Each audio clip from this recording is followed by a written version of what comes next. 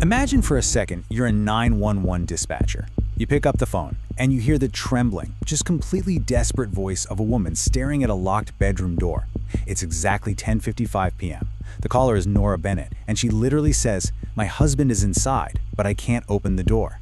Now on paper, that sounds like a fairly standard, maybe slightly alarming, domestic call, right? But what happens when the police actually arrive and break down that door? Well, it's going to completely shatter our entire understanding of time, space, and reality itself. Today we're unpacking a seemingly impossible locked room mystery that quickly spirals into an absolute nightmare. The room that opened 5 minutes late. Okay, let's dive right into this explainer of a truly chilling Bengali sci-fi thriller. We're going to unravel this mind-bending time paradox step by step, and I promise you, by the time we're done here, you are going to be side-eyeing every locked door in your own house. We'll map out the timeline, dig into the physical evidence, and decode the absolutely terrifying rules of a room that just refuses to play by the normal laws of physics. So, let's get right into it. Okay, so to wrap our heads around a paradox, we really have to establish the baseline reality first. According to Nora, her husband Alan walked into their bedroom at exactly 10:47 p.m. She actually watched him go in and shut the door. Exactly 5 minutes later, at 10:52 p.m., she knocks. Total silence. Now when Inspector Mark arrives on the scene, he listens at the door. Nothing. So he orders it to be broken down. And what they find inside? It isn't just a missing person case. It's a scene that makes literally zero logical sense based on the timeline we just laid out. I mean, just look at these creepy details. When Inspector Mark bursts in, the room is completely empty, but it doesn't look abandoned. Alan's shoes are sitting right by the door, his coat is still draped over a chair, his keys are right there on the table, and the real kicker, there's a mug of coffee that is literally still warm to the touch. These details prove, for sure, that Alan didn't just sneak out of a window. I mean, the police tore the place apart. The basement, the garage, every single bathroom. Not a single trace of him, but the room itself? It was holding on to a massive clue. Right in the middle of this empty room, Inspector Mark notices a clock on the bedroom wall, but it's stuck. It's stuck at exactly 10:50 p.m. Mark checks his own wrist. It's 11 p.m. in the real world, so the wall clock is exactly 10 minutes behind. But here is the detail that takes this from a broken clock to something straight up supernatural. Mark takes the clock off the wall. He completely removes the batteries. The clock stops. Actually, it only stops for a few seconds. And then, with literally zero power source, the hands start ticking again, picking up from exactly 10:50 p.m. No way, right? And this is absolutely crucial. It brilliantly illustrates our very first time anchor in this mystery. We essentially have two competing realities operating inside the exact same physical space. You've got Mark's real-world time at 11 p.m. and the room's totally independent time stuck at 10:50 p.m. This constantly grounds us in the bizarre mechanics of the room. It's basically dragging itself behind the real world. But what actually happened during those missing minutes? Well, the very next morning, the police find Alan's smartphone, and it contains a terrifying piece of evidence. Hidden in the camera roll on Alan's phone is a video. The timestamp? Exactly 10:50 p.m. In the footage, Alan is standing there, whispering frantically to the camera. He says, "If Nora sees this, tell her I didn't run away." He glances at a clock and whispers, "The room went back 5 minutes." Then from off-screen, you hear this loud click, the sound of a door shutting. Alan whips his head around, absolutely terrified, and whispers his final recorded words, "He came back again." Like, who is he? It suggests some unseen entity, or maybe someone else entirely, is trapped in this localized time loop with him. This wildly creepy video prompts Inspector Mark to dig into the history of the house itself. Built in 1968, renovated in 1994. Mark pulls the old architectural blueprints, and what he finds is fascinating. Where the current bedroom sits, there used to be a completely different, smaller room. And scrawled right next to it on the 94 blueprints is a handwritten note, "Room sealed permanently."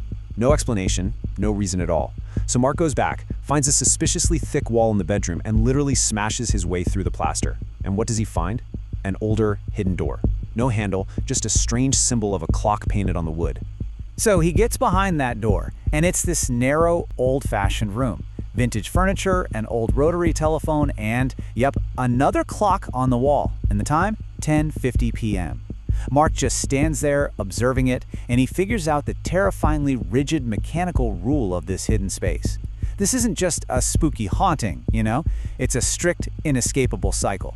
Step 1, the clock ticks forward. Step 2, exactly 5 minutes passed. Step 3, the handleless door mechanically unlocks itself. And step 4, instantly it locks again.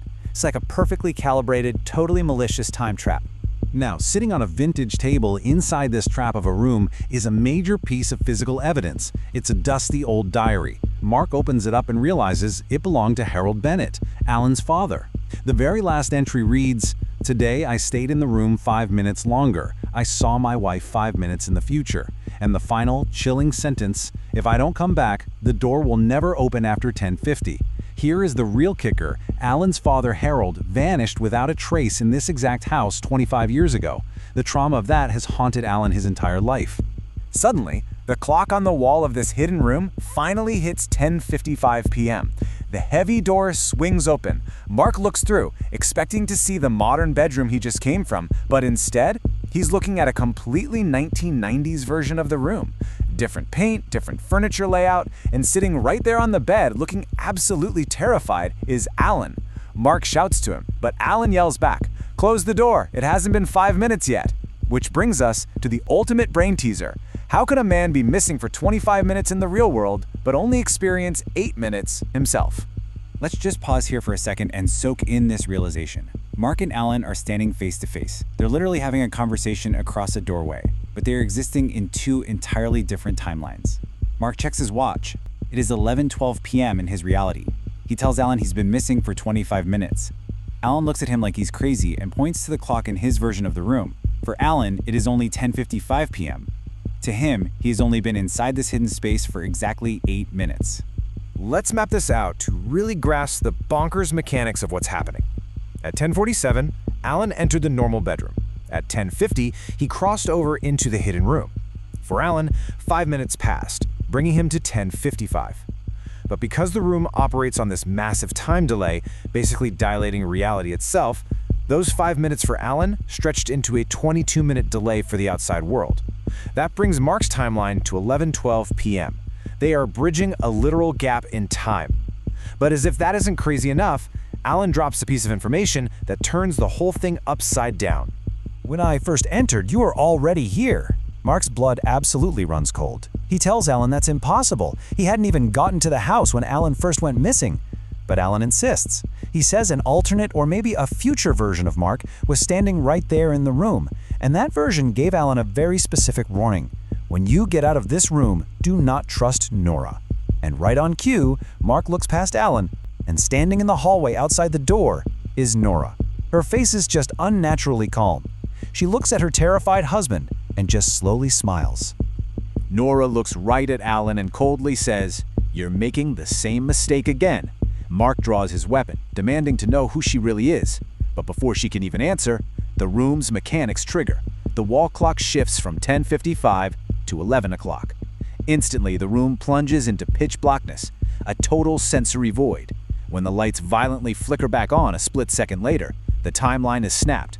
Nora is gone, Alan has vanished, Mark is standing entirely alone, and the room around him is completely reset back to the modern-day layout. It's like the last hour just never happened. Well, except for one thing. Left behind on the floor of this freshly reset room is one chilling artifact. Mark bends down, picks up a piece of paper, and he recognizes the handwriting immediately. It's his own. He's reading a terrifying warning written by his own future self. It says, "When I am writing this paper, you haven't even entered this room yet." Mark realizes with absolute horror that Alan wasn't lying. Mark is destined to become the trapped entity warning the next person. The loop is literally closing in on him. Mark rushes for the door, but it slams shut. He checks his own wristwatch, 11:17 p.m., but he looks up at the wall clock. It has violently reset back to 10:50 p.m. He is completely caught in a sensory trap. From outside the door, he hears Alan's voice pleading, super loud and urgent, "Mark, don't open it." But at the exact same second, from directly over his shoulder, right behind him in the empty room, he hears Alan's voice whisper, "Mark, open it." Two versions of the same man, existing in the same fragmented timeline. Mark slowly turns around. There is no one there. Instead of a person, new words mysteriously bleed right onto the wall, defining the ultimate inescapable curse of this space. Once you enter, your 5 minutes will always be before someone else's 5 minutes. Think about the gravity of that for a second. You are perpetually trapped in the past of whoever opens that door next. You basically become the ghost haunting your own timeline. After reading those words, the clock ticks. The door shuts, and Inspector Mark vanishes forever. He is never, ever seen in the real world again. Section 3 days later. Subtitle, The Police Station. So, let's move to the very eerie aftermath of all this. Nora Bennett walks into the station to give a statement. She is disturbingly calm, showing zero grief whatsoever. She sits down with the detectives and smoothly feeds them a completely fabricated story. She claims that Inspector Mark simply got lost in the woods while they were out looking for her missing husband. The police are taking down her statement, treating her like a grieving victim. But then, an officer monitoring the security feeds just freezes in total shock. He pulls up the CCTV footage from the police station lobby. The timestamp on the video is exactly 5 minutes before Nora even walked through the front doors. Yet right there on the screen, standing perfectly still in the lobby, is Nora. Beside her is Alan. Beside him is Inspector Mark. They are all together. But there is a fourth person standing next to them, someone the police have never seen before. Which leaves us with this final, truly provocative question. Who is the unknown fourth person caught on that camera? Is it the entity from the house? Is it the room's next victim? Or, terrifyingly, in the twisted looping logic of this paradox, is it you?